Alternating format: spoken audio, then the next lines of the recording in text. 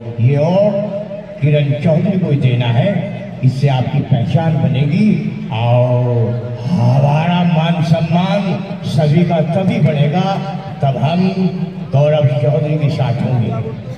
यहाँ की जनता ये आपके साथ है चौधरी यशवीर जी, आप जरा भी फिक्र न करें। ये वो तो ठीक है। अरे मैंने कहा सुबह वो वाली, हाँ भाई तुम किधर जा रहे हो? अरे भटक गई, मैं लटक के जाऊं से भटक के जाऊंगा किरण चौधरी की तरफ ही।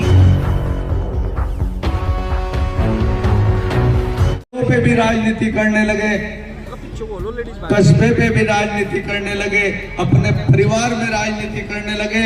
वो ये भूल गए कि जबरेड़ा कस्बा में कभी कोई राजनीति नहीं हुई, अगर यहाँ बात हुई तो सिर्फ परिवार की बात हुई।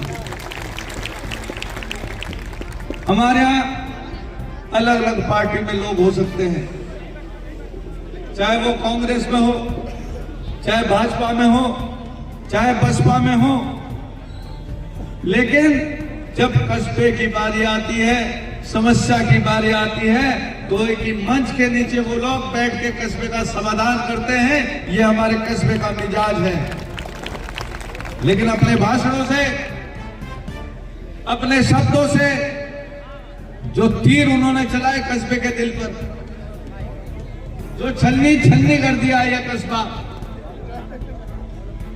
कभी तो यहां पर रोहिने बताए गए, कभी यहां पर जो कटोगे बटोगे बताए गए,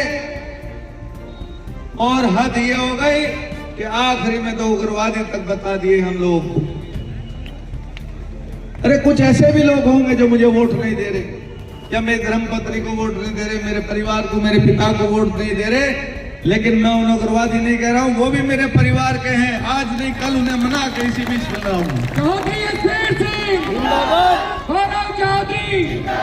किरण चौधरी वो कहते हैं एक विशेष समाज से मैं वोट ही नहीं मांगने जाऊंगा।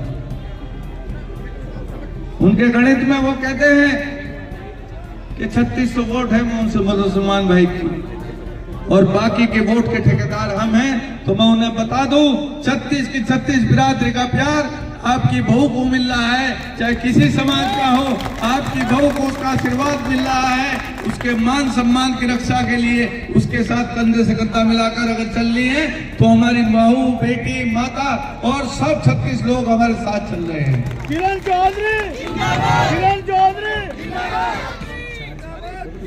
मैंने आपसे कहा था तब खंदक में मीटिंग हुई थी कि आखिरी मीटिंग में आपसे बात करेंगे, खुल के बात करेंगे, पन्नों से बात करेंगे। जो 5 साल में टाउन चला,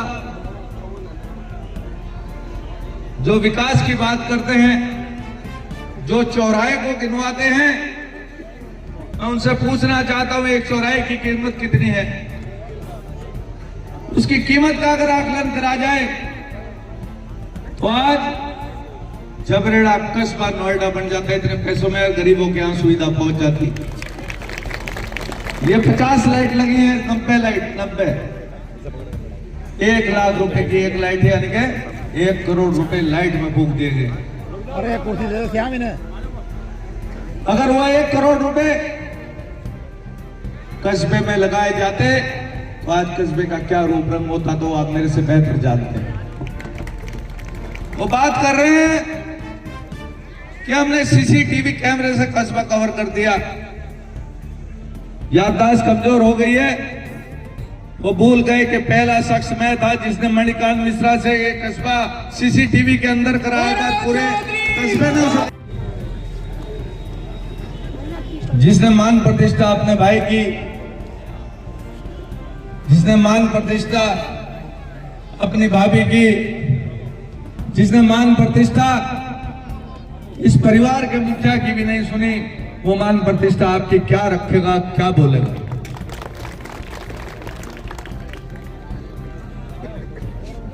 नगर पंचायत में जो पुलिया बनती है, पुलिया डॉक्टर जोत सिंह जी के सामने जो पुलिया बनी, उनके कार्यकाल में जो पुलिया बनी, उसकी कीमत पता है क्या है? 8 लाख रुपए। 8 लाख रुपए में पुलिया बनती है क्या भाई? ऐसी अनेकों पुलियाएं बनी जिनकी कीमत इतनी है। ऐसे अनेकों मकान हैं जो मुंह देख के दिए गए, गरीब को नहीं दिए गए, पैसे वाले को दिए गए। गरीब के मकान काट दिए गए, किस्तें रोक दी गई, और आज भी उनके मकान टूटे हुए हैं, वो किराए के मकान में रह रहे हैं। और किराएदार और वो मिस्त्री जिसकी दिहाड़ी उस मकान की दीवार बनने में रही थी, वो उनके घर के सामने खड़े हैं, वो कर्जे में डूबे हैं, वो कह रहे हैं कि मेरे पैसे कब आएंगे। वो बात करते हैं मकान की, वो बात करते हैं विकास की। जिस दिन मेरे कार्यकाल में आपके पास मकान आए, लगभग 1800 मकान मैंने दिए, और वो मकान मुंह देख के नहीं दिए। मैं हिंदू को भी दिए, मुसलमान को भी दिए, लेकिन जिसको जरूरत थी उसे दिए, पैसे वाले को नहीं दिए। आपका मकान 100 रुपए के स्टाम्प पे देता था।